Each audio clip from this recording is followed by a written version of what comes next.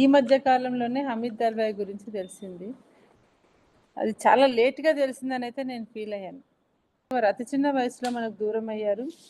ఇది నేను ముస్లిం సమాజానికి చాలా పెద్ద నష్టంగానే నేను భావిస్తున్నా. అను ఎందుకంటే నేను చాలా దగ్గరగా నేనొక ముస్లింని జేసుకోవడం వల్ల, ఈ ముస్లిం సొసైటీని చాలా దగ్గరగా నేను చూడడం జరిగింది. ఆహ్, దాంట్లో ఉండే లోటుపాట్లు, ఇందులో వెనుకబాటుతనం, మహిళల పరిస్థితి. మామూలుగానే మహిళల పరిస్థితి చాలా చాలా దారుణంగా ఉంది. అందులో ముస్లిం మహిళలది ఇంకా దారుణంగా అనిపిస్తుంటది. చదువు లేకపోవడము, ఆహ్, రకరకాలుగా మతము బాగా ఈ షరియా చట్టాలు ఏవైతే ఉన్నాయో, ఈవెన్ ఇండియాలో, అరబ్ కంట్రీస్‌లో ఎక్కడ చూసినా గూడా ముస్లిం మహిళలు చాలా వెనుకబడి ఉన్నారు. అయితే ఇక్కడ ఏంటంటే చెప్పుకోదగ్గది, వీళ్ళు కూడా బాగా మోల్డ్ అయిపోయారు దానికి. ఇప్పుడు ఒక దళిత మహిళ ఉంటే తనకు మనం చెప్పొచ్చు. ఇవి నీ హక్కులు. దీనివల్ల నీకు నష్టం జరుగుతుంది. నీకు చదువు అవసరం.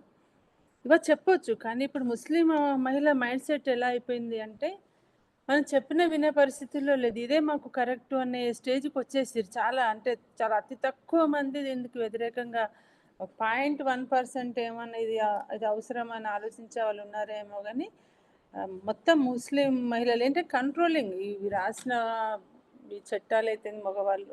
దీన్ని కంట్రోల్ చేసేవాళ్ళు గూడా మగవాళ్ళే ఉన్నారు. ఇప్పటికి కూడా నేను చూస్తూ ఉంటాను నేను. ఆహ్, వీళ్ళు బురకా ధరించాలని మహిళల కంటే గూడా ఎక్కువ మగవాళ్ళు కోరుకుంటున్న సందర్భాలు నేను చూసా. నేను ఆ! అహా! లేదు. కంట్రోలింగ్ అంతా మగవాళ్ళదుంటుంది. వీళ్ళు మోల్డ్ అయిపోయారు దానికి, పరిస్థితికి. ఇప్పుడు నేనొక మహిళ దగ్గరికొచ్చి నేను, అమ్మా ఎందుకు ఈ బురకా వల్ల నీకు వ్యతిరేకత, ఎందుకు ఇబ్బందులు గదా! నువ్వెందుకు దీన్ని ఇంతగా ధరిస్తున్నావు? నీ చుట్టూ అంతా నీ వాళ్ళే ఉన్నారు గదా! ఇప్పుడు మనం కూర్చున్న వాళ్ళ ఒక సందర్భం జరిగిందిలా.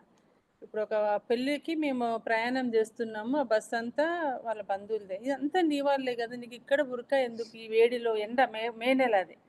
ఈ ఎండలో ఎందుకంటే, ఇదే నాకు రక్ష అంటది. నీ వాళ్ళలో నీకు రక్ష లేదా అంటే, లేదు లేదు ఎక్కడున్నా నేను దీన్ని ధరించాల్సిందే. ఆమె దాన్ని గట్టిగా చెప్తుంది. అంటే నాకు అంటే ఎంతగా మోల్డ్ అయిపోయారేంటి దీనికి అని గూడా నాకనిపిచ్చి, ఇప్పుడు త్రిబుల్ తలాక్ గురించి గూడా అప్పుడు ఆ మధ్య చాలా విస్తృతంగా జరిగింది గదా! దీని మీద చర్చ ఇదంతా. అన్వేషి వాళ్ళు చర్చ పెట్టిండ్రు వాళ్ళ ఆఫీస్‌లో. పెడితే చాలామంది మహిళలు వచ్చి దాని మీద దాడి చేసిండ్రు. మీరెవరు మాట్లాడడానికి త్రిబుల్ తలాక్ గురించి. నేను చూసాను. ఇది ఈ ఖురాన్ పుట్టినప్పుడు గావచ్చు, రాసినప్పుడు గావచ్చు, ఏదైతే జరిగిందో అక్కడి పరిస్థితులను బట్టి, బహుశా మహిళలు ఎక్కువ ఉండడం వల్ల రాసారు. ఏదో మొత్తానికి అది వచ్చింది.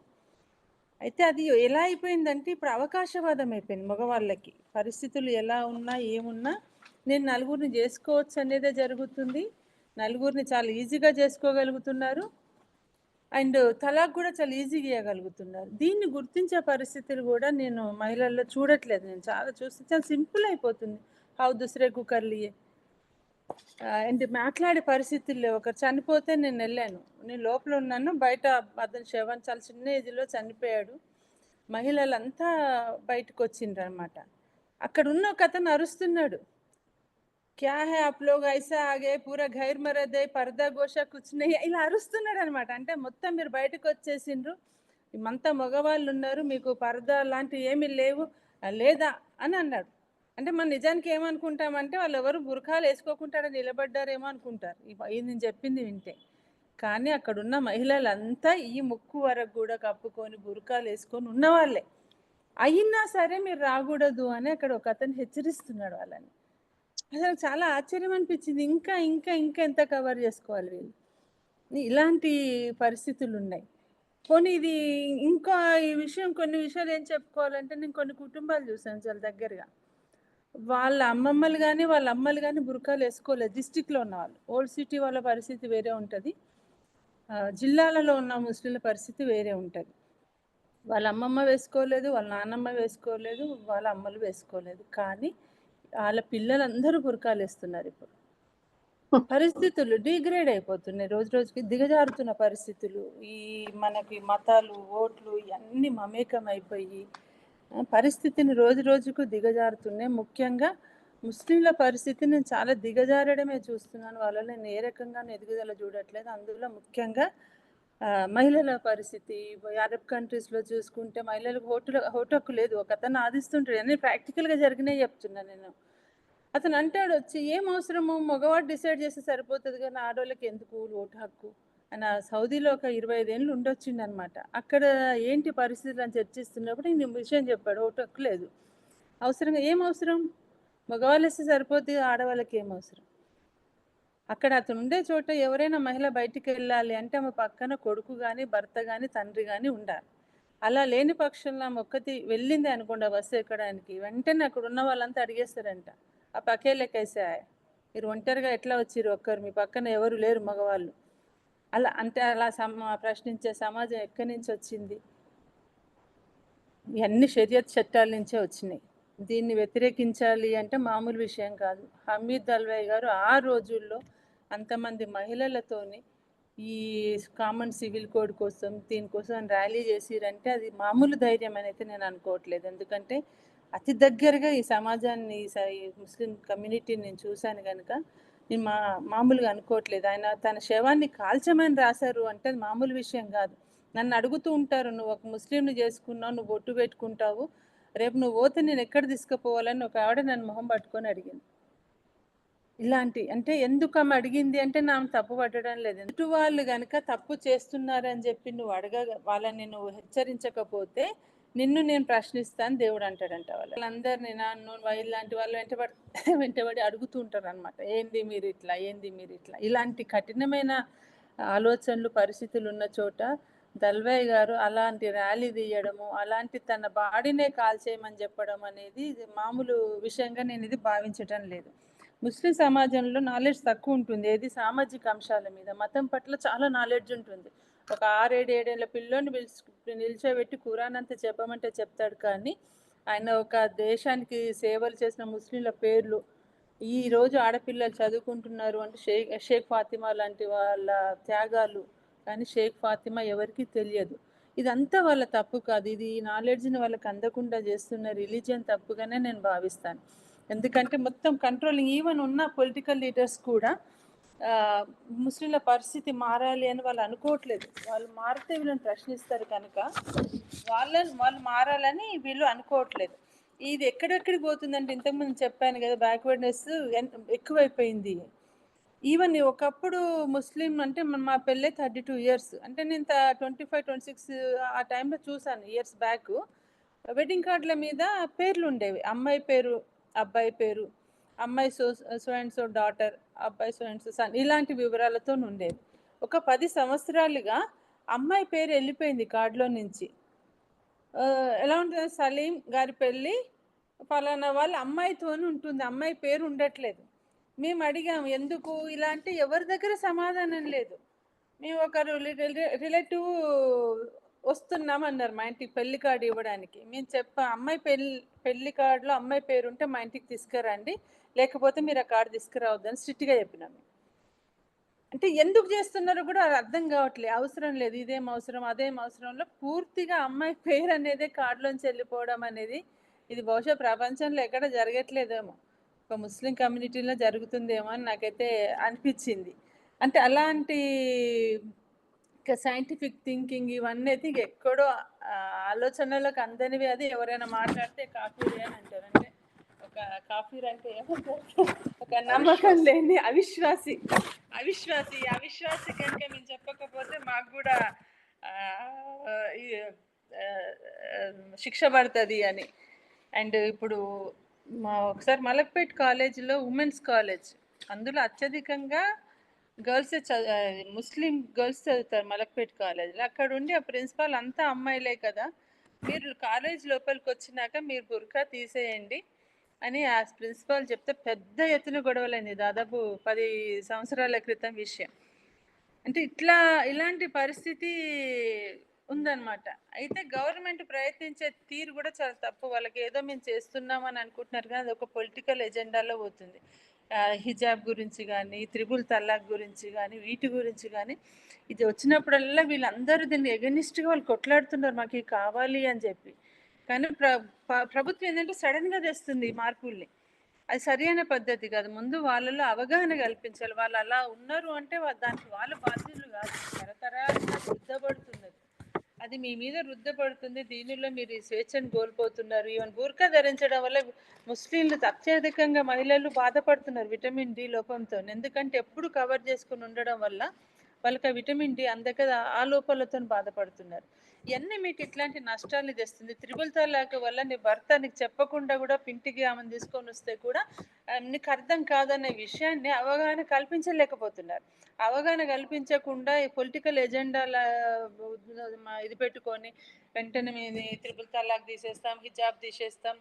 ఇది కాదు. అవగాహన కల్పించాలి.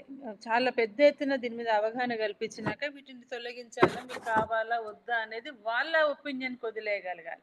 అంతటి అవగాహన ఇయ్యాలి. అండ్ మీరు చదివే చదువులు ఇప్పుడు ఏదైతే మదర్సా చదువులు ఉన్నాయో చాలా ఏమీ లేదు. మా ఇంట్లో వర్కరు ఆమెకు 5 మంది పిల్లలు. వాళ్ళు ముగ్గురు అందరి పిల్లలు, 2 అబ్బాయిలు, ముగ్గురు అమ్మాయిలు, అందరి పిల్లలు మదర్సాలోనే చదువుతారు. వాళ్ళని నేను పిలిచి వాళ్ళు వస్తూ ఉంటారు ఇంటికి. వాళ్ళతో మాట్లాడినప్పుడు వాళ్ళకసలు ఇంగ్లీష్ నాలెడ్జ్ అయితే ఏముండదు. ఇంగ్లీష్ కూడా రావాలి కదా! కానీ మదర్సాలో పోనీ ఈ టెక్స్ట్ బుక్కులు ఉంటాయంటే ఈ టెక్స్ట్ బుక్కులు ఉండవు. అంతా మతానికి సంబంధించిందే. అండ్ మైండ్ సెట్ కూడా ప్రజల్లో ఎలా ఉంటుంది అంటే మదర్సా చదువు చాలా గొప్పది. ఇదొస్తే చాలు. ముఖ్యంగా ఆడపిల్లలు ఇక్కడి వరకు చదివేసుకుంటే చాలు. ఖురాన్ చదవడం వస్తది. ఇక్కడ పోతే ఇంత వస్తే చాలు. ఇదే మైండ్ సెట్‌లో ఉంటున్నారనమాట. మా ఇంటికొచ్చినప్పుడు కూడా హిజాబ్ కట్టుకొని వస్తారు ఆమె పిల్లలు. వాళ్ళ మదర్ ఎప్పుడైనా పనికి రాకపోతే పెద్దమ్మాయి ఒక 50, 60 ఇయర్స్ ఉంటది. అమ్మాయిని పంపిస్తుంటది. ఆమెతో పాటు వేరే అమ్మాయిలొస్తారు. మేమన్నాం, "మీరు మా ఇంటికొచ్చినప్పుడు ఏం కట్టుకోని అవసరం లేదమ్మా. మీరు మా ఇంటికి మీరు మామూలుగా రావచ్చు" అని. అది కట్టుకోకుండా అమ్మాయి వస్తుంటే మస్జిద్‌లో ఆ సార్ చూసి తిట్టిండంట. అమ్మాయిలు రావట్లేరు. అంటే చెప్పాను కదా! మగవాళ్ళ కంట్రోలింగ్ ఎక్కువుంటది. ఆడవాళ్ళు దీన్ని పక్కడబందీగా మీకు కావాలని కోరుకోవడంలో మగవాళ్ళ బలవంతం ఎక్కువగా ఉండడం నేను చూశాను. వాళ్ళు ఈ మహిళలు ధరించడం సాంప్రదాయం, దాన్ని కాదనడానికి వీల్లేదని చెప్పి వీళ్ళే నిర్ణయిస్తూ ఉంటారు. ఇలాంటి పరిస్థితులు నేను ఇంతటి వెనుకబాటుతనంగా చాలా విషయాలున్నాయి మనం చెప్పుకోవాలంటే మహిళల పరిస్థితి. వాళ్ళు గైనిక్ ప్రాబ్లమ్స్ గురించి మాట్లాడలేని పరిస్థితి. ఇదంతా గూడా హమీద్ దల్వాయి లాంటి వాళ్ళు కొంచెం ఎక్కువ కాలం బతికున్న చాలా మందిని తను ఆహ్, ప్రభావం చూయించే వాళ్ళేమో ఇంకా ఎక్కువ మంది తన ద్వారా నేర్చుకునే వాళ్ళేమో, కానీ అతి చిన్న వయసులో చనిపోవడము. అండ్ అన్నిటికి మించి లిటరేచర్ అంతా గూడా అది మన మరాఠీలోనే ఉంది. అది వారి లిటరేచర్ అంతా రావడము, తెలుగులో ప్రింట్ కావడము, దీన్ని బీసీలు దాన్ని బయటికి తీసుకురావడం, వారి చరిత్ర అంతా తీసుకురావడం వల్లనే మనకు జ్యోతిబా ఫూలే గురించి, ఆ తర్వాత సావిత్రిబాయి ఫూలే గురించి మనకు తెలిసింది. అలాగే హమీద్ దల్వాయి గురించి కూడా మనం ఈ లిటరేచర్ తీసుకురావడం వల్ల కొంతైనా దీని ప్రభావం ఉంటుంది. వారి గురించి తెలుసుకోవాల్సిన అవసరం చాలా ఉంది. చాలా గొప్ప వ్యక్తి అతనని నాకు అనిపించింది. కనుక మేము కూడా ఏం నిర్ణయం తీసుకున్నామంటే వారి పుణెకెళ్ళినప్పుడు వారి గురించి పూర్తిగా తెలుసుకొని, వారి పుస్తకాలు తెలుగులో తేవాలి. కనీసం ఆయన జీవిత చరిత్ర, తను నమ్మిన సిద్ధాంతాన్నైనా మనం తెలుగులో తీసుకొని రావాలి అని చెప్పి మేమిద్దరం ఉమ్మడి నిర్ణయం తీసుకోవడం జరిగింది. త్వరలో ఆ ప్రయత్నం చేస్తాం. మొత్తం మార్వాడి మరాఠీలో ఉండడం వల్ల కూడా మాకు కొంచెం ప్రాబ్లమ్ అవుతుంది. దాన్ని తెలుగులోకి తేవడానికి ఆ ప్రయత్నంలోనే ఉన్నాము. నాకు వారి అవార్డు అందుకోవడం నిజంగా నేను చాలా గర్వంగా ఫీల్ అయ్యాను వారి గురించి తెలుసుకున్నాక. చాలా గొప్ప వ్యక్తి అవార్డుని మేము అందుకున్నట్టుగా మేము ఫీల్ అయ్యాము. ఖచ్చితంగా హమీద్ దల్వాయి గారిని మన ఈ తెలుగు రాష్ట్రాలకు పరిచయం చేయాలి అనేది అనుకుంటున్నాం. దానికి మీ అందరి సహకారం ఉంటుంది అని చెప్పేసి నేను అనుకుంటున్నాను. Thank you. ఈ 2 కోల్పోవడం వల్ల చాలా నష్టపోయింది ముస్లిం సమాజం అనేది. అందుకే మనం ఎక్కడ చూసినా కూడా ఒక ప్రాపర్‌గా వాళ్లకు వ్యవసాయ భూములు చాలా తక్కువ మందికి ఉన్నాయి. చాలా వరకు ఉండవు. రెండోది వృత్తి. ఎలాంటి ఒక పర్టిక్యులర్ వృత్తి అనేది కూడా వాళ్ళకు ఉండదు. చిన్న చిన్న పనులు చేసుకుంటూ, చిన్న చిన్న వ్యాపారాలు చేసుకుంటూ, రోడ్ పక్కన చిన్న ఏదో వ్యాపారం చేసుకుంటూ, ఈ రకంగా జీవనం కొనసాగించే వాళ్ళే చాలా ఎక్కువ మంది ఉన్నారు. దానికి తోడుగా విద్యలో కూడా వాళ్ళు చాలా వెనుకబడ్డారు. వాళ్ళ పాపులేషన్ ప్రకారంగా చూస్తే మన రాష్ట్రంలో చూస్తే 14-15% వరకు ఒక అంచనా. అంత వాళ్ళ జనాభా ఉంది. కానీ మీరు ప్రభుత్వ ఉద్యోగాల్లో కానీ ఎక్కడ చూసినా కూడా 3% కంటే దాటరు. 3 కాదు, సమ్‌టైమ్స్ 2.5-3 మధ్యలోనే ఉంటది. అది కూడా చిన్న చిన్న ఉద్యోగాలు. చిన్న చిన్న ఉద్యోగాలు. ఎక్కడో కొంతమంది అక్కడక్కడ మనకు ఒక హై లెవెల్‌లో కనిపిస్తారు. అంటే వెనుకబాటుతనం అనేది చాలా విపరీతంగా ఉన్నది. అయితే ఒక సమాజం, ఒక సొసైటీ, ఒక అభివృద్ధి చెందిన సొసైటీగా మనం చూడాలంటే అన్ని వర్గాల వాళ్ళను మనము ఒకే లెవెల్‌కి ఒక ప్లాట్‌ఫార్మ్ మీదకి తీసుకురాగలిగినప్పుడు మాత్రమే అదొక అభివృద్ధి చెందినటువంటి సమాజంగా పరిగణనలోకి తీసుకోవచ్చు. కానీ ఒక వర్గం వెనుకనే ఉండి, ఒక కంప్లీట్ వెనుకబాటుతనంలో ఉండి, మిగతా సమాజం కొంత ముందుకు పోయినప్పుడు అది ఆ సమాజం మొత్తాన్నే వెనుకబాటుతనంగానే చూడాల్సి ఉంటది. ఇప్పుడు ఏ దేశంలో చూసినా, ఇప్పుడు అమెరికాలో గానీ, ఎక్కడైనా గూడా బ్లాక్స్ కొంత బ్యాక్వర్డ్‌నెస్ అనేది ఉంటదాడ. ఖచ్చితంగా వాళ్ళు అప్‌లిఫ్ట్ చేయడానికి అనేక కార్యక్రమాలున్నాయి వాళ్ళ దగ్గర. ఈవెన్ అప్పుడు డర్బన్‌లో జరిగినటువంటి ఒక సదస్సు మీ అందరికి గుర్తే ఉండుంటది. అప్పటి నుంచి అక్కడ జ జ అప్పుడు జరిగినటువంటి పరిణామాల క్రమంలో ఈవెన్ వాళ్ళు సినిమాలలో కూడా మీరు సినిమాలు చూస్తే గనక ఖచ్చితంగా దాంట్లో ఒకరో ఇద్దరో బ్లాక్ క్యారెక్టర్స్ కూడా కనిపిస్తారు మనకు. అంటే ఖచ్చితంగా వాళ్ళని ఇన్వాల్వ్ చేయాలనేటువంటి ఉద్దేశ్యం అనేది ప్రతి సెక్టార్‌లో వాళ్ళు తీసుకుంటున్నారు. అట్లాగే మన దగ్గర కూడా ఇప్పుడు ముస్లిమ్స్ ఎస్సీ రిజర్వేషన్స్ కావచ్చు, ఎస్టీ రిజర్వేషన్స్ కావచ్చు, ఈ రిజర్వేషన్లు అవన్నీ కూడా ఏంటంటే వాళ్ళు బ్యాక్వర్డ్నెస్ ఉంది కాబట్టి వాళ్ళని ముందుకు కొంత ఒక అప్లిఫ్ట్మెంట్ కోసం ఏర్పాటు చేసుకున్నట్టు ఒక వెసులుబాటు అది. కాబట్టి ముస్లిం సమాజంలో కూడా వెనుకపాటుతనం అనేది ఉంది 100%, అందులో డౌట్ లేదు. కాబట్టి వాళ్ళను అప్లిఫ్ట్ చేయడానికి వాళ్ళకు రిజర్వేషన్ కొంత కల్పిస్తే నష్టం అయితే లేదనేది నా నా భావన సార్. అది మతం పేరు మీద అనేది చాలా వరకు వస్తుంటుంది అది. మరి ఎస్సీస్ కానీ లేదా క్రిస్టియన్స్ కూడా బీసీసీలో ఉంది వాళ్ళకు రిజర్వేషన్. వాళ్ళు కూడా ఏదో ఒక మతానికి చెందిన వాళ్ళే కదా. ఇప్పుడు మన దగ్గర ఉన్న సమాజంలో నాస్తికులు కానీ హేతువాదులు కానీ చాలా తక్కువ సంఖ్య. మిగతా సమాజం అంతా కూడా ఏదో ఒక మతానికి కనెక్ట్ అయిన వాళ్ళే. మరి ఈ రిజర్వేషన్లు ఆయా సెక్షన్లకు ఉన్నప్పుడు ఇక్కడ బ్యాక్వర్డ్నెస్ను కూడా మనం అప్లిఫ్ట్ చేయడానికి వీళ్ళని కూడా కొంత రిజర్వేషన్ ఇస్తే తప్పు కాదు అండ్ అవసరం అనేది కూడా నా అభిప్రాయం సార్.